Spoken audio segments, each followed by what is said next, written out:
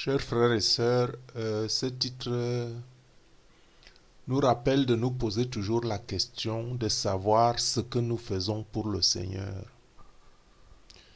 Parce qu'en fait, nous devons toujours nous remettre en question, nous devons toujours nous remettre en cause, parce que cela va nous préserver des dérapages, cela va nous préserver des chutes et nous maintenir certainement en santé spirituellement.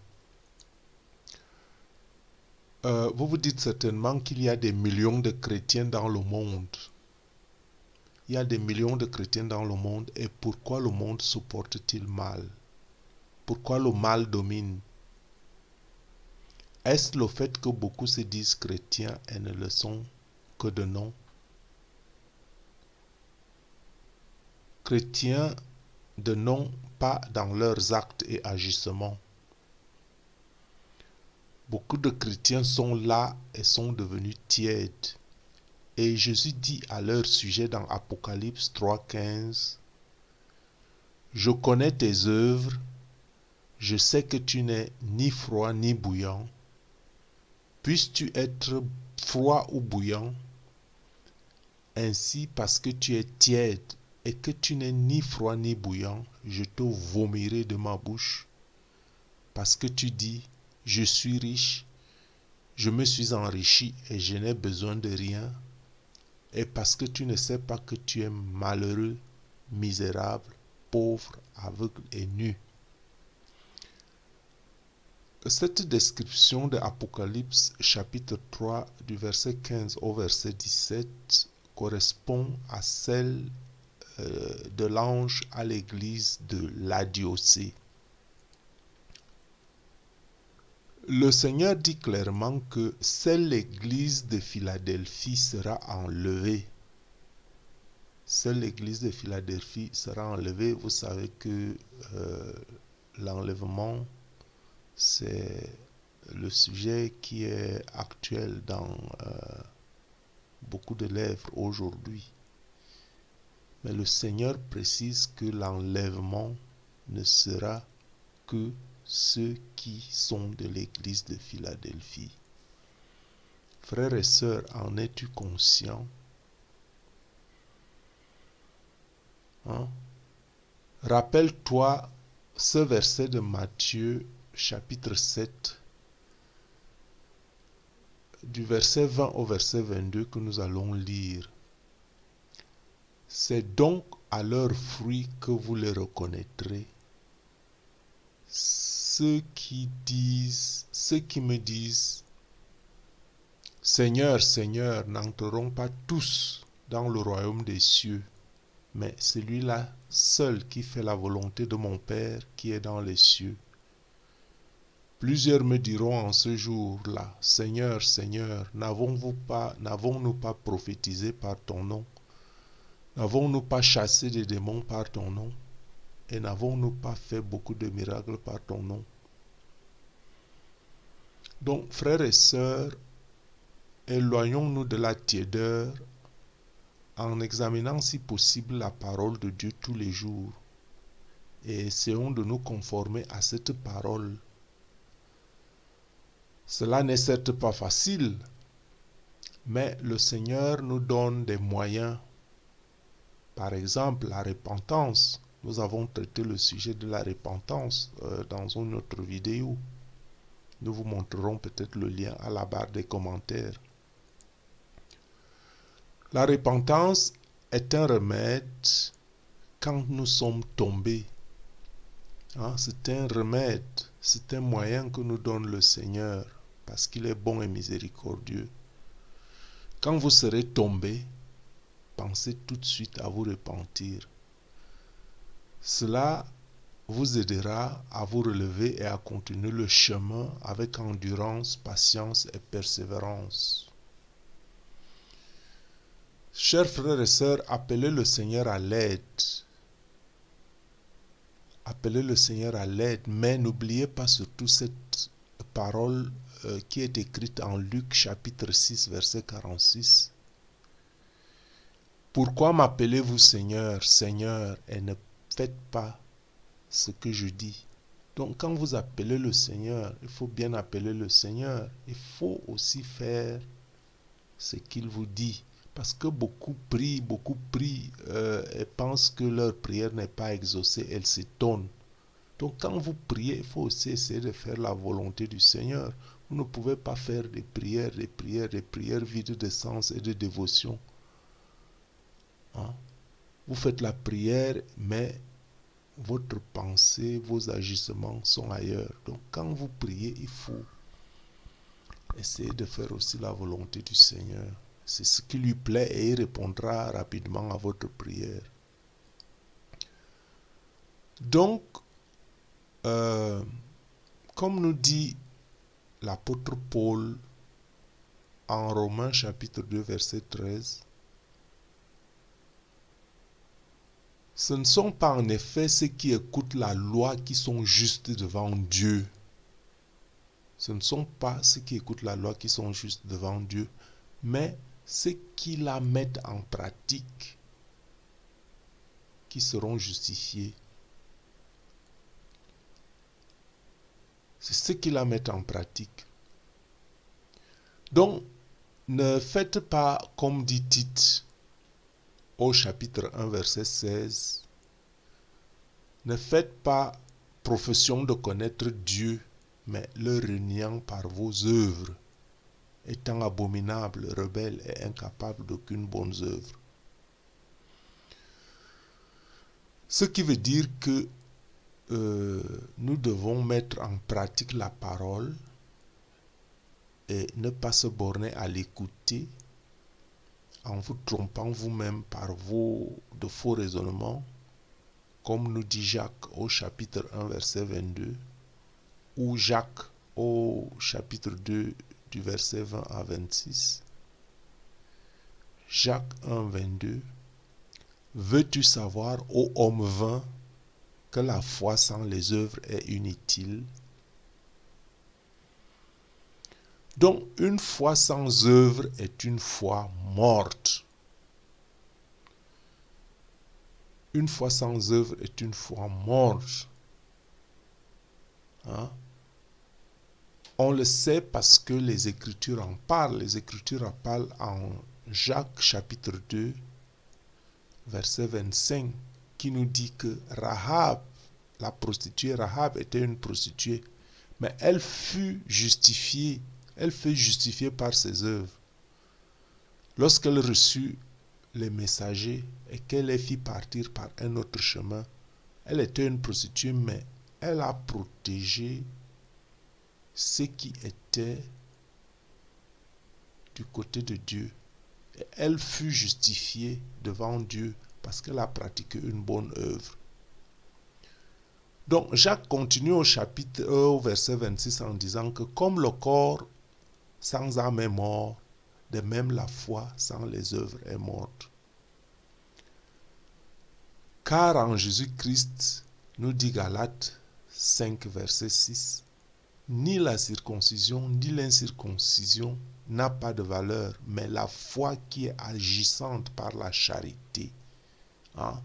Notre thème est: es-tu chaud, es-tu froid? Pourquoi es-tu tiède?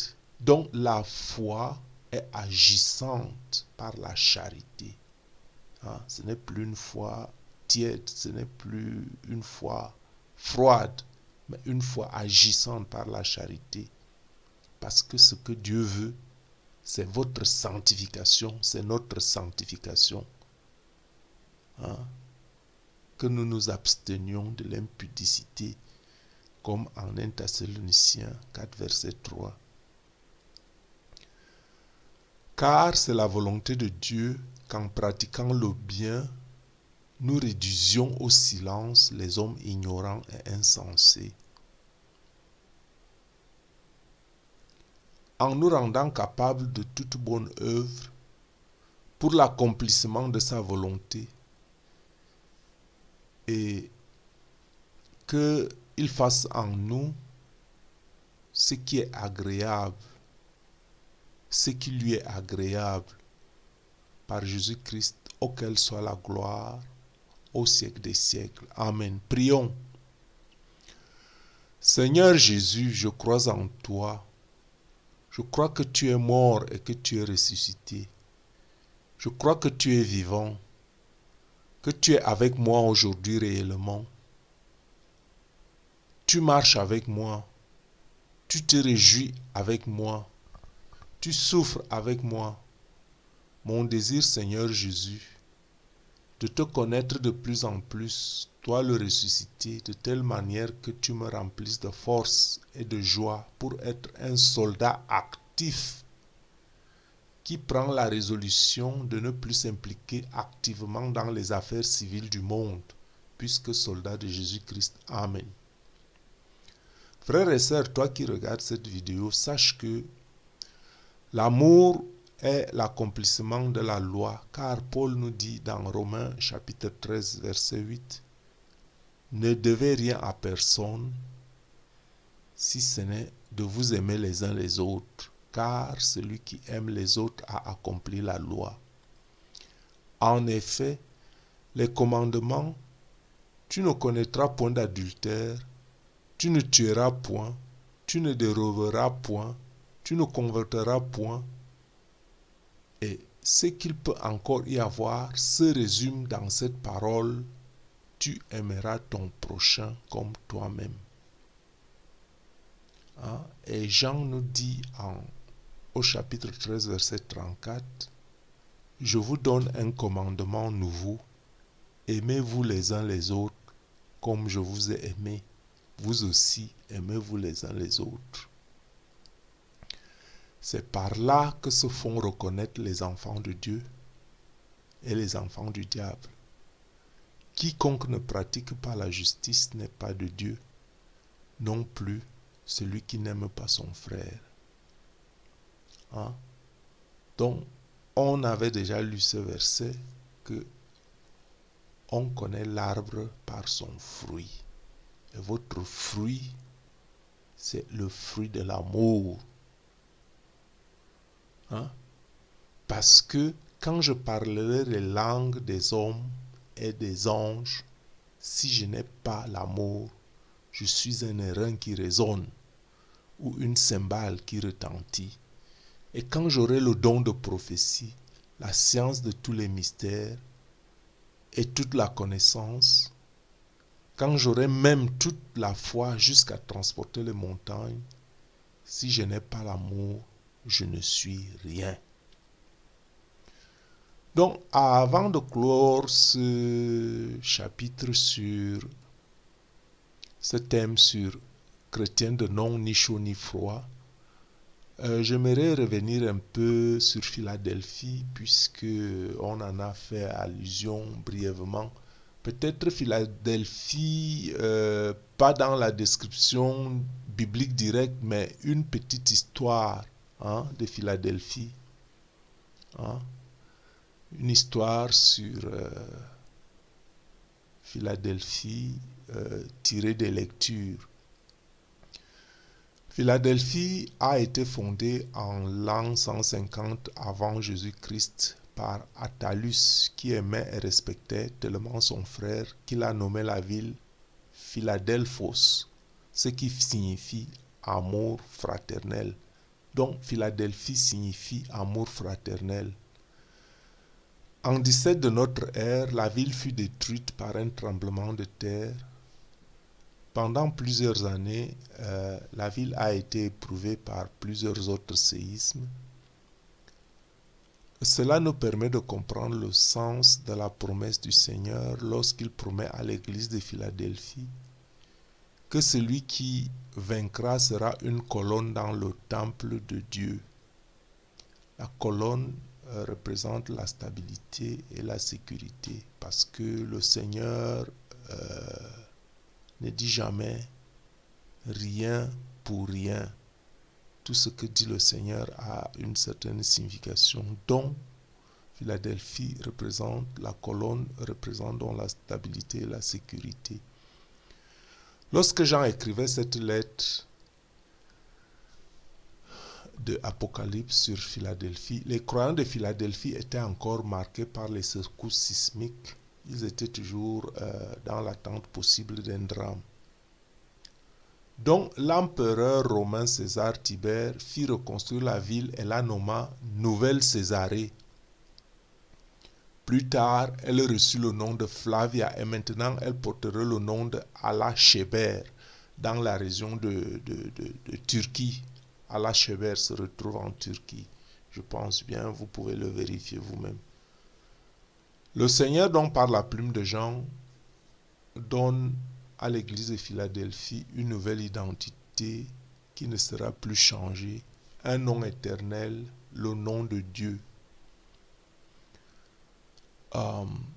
Il est bon à savoir, puisque nous parlons un peu sur un plan un peu historique, que la région de Philadelphie était propice à la vigne. De par ce fait, la population locale vénérait Dionysos, le dieu du vin. La vie des chrétiens était donc confrontée à la même adversité que les autres villes nommées par le Seigneur. Leurs conditions de vie n'étaient ni meilleures ni pires que les autres. Bon, mais la présentation du Seigneur à propos de Philadelphie est un encouragement pour une petite église locale que de voir son Seigneur se présenter à elle comme étant le saint et le véritable, celui qui a les clés de David. Il est saint, mis à part de tout homme parce qu'il n'a jamais péché. Il est saint, mis à part de tout homme parce qu'il n'a jamais péché, se gardant pur dans la présence du Père, dans la prière. Parce que dans le grec, le mot saint se traduit par pur. Enfin, ça veut dire moralement irréprochable, consacré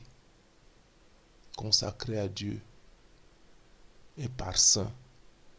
Donc, frères et sœurs, c'est un peu là ce à quoi nous devons